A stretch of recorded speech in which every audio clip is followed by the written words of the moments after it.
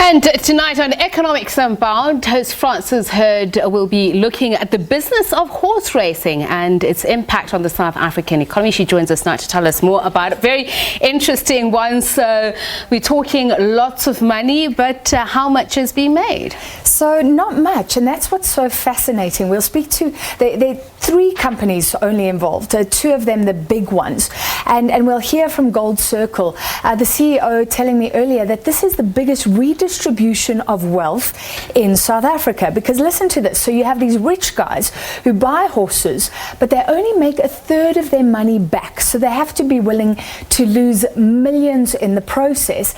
But down the line, they create jobs. There's their jockeys, their groomsmen.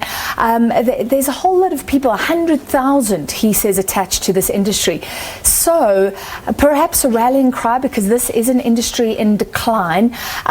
Just not many young people are going to the horses. But you know, a lot of people talk about the Durban July. It's quite a lot of fanfare around it. People plan for it. Even they wear those fascinators, exactly, those strange hats.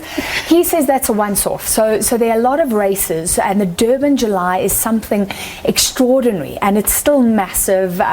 We often look at the fashion and the races, but yeah, generally, and I mean in gambling terms, so in apartheid South Africa, horse racing was it. He says they've gone from 66% of gambling revenue to 0.6%. So that gives you some idea. And yeah, this is an uphill battle to look at. Speaking of ideas, Francis, I've got the name Steinhoff on my mind at the moment, speaking about gambling and bleeding money dry. So Marcus Jooste, yes, the CEO of Steinhoff, was one of the biggest, he was in fact the biggest horse owner in South Africa. So could you imagine the fallout here? There were concerns that the horse prices would go down. He started selling off horses. That was stopped.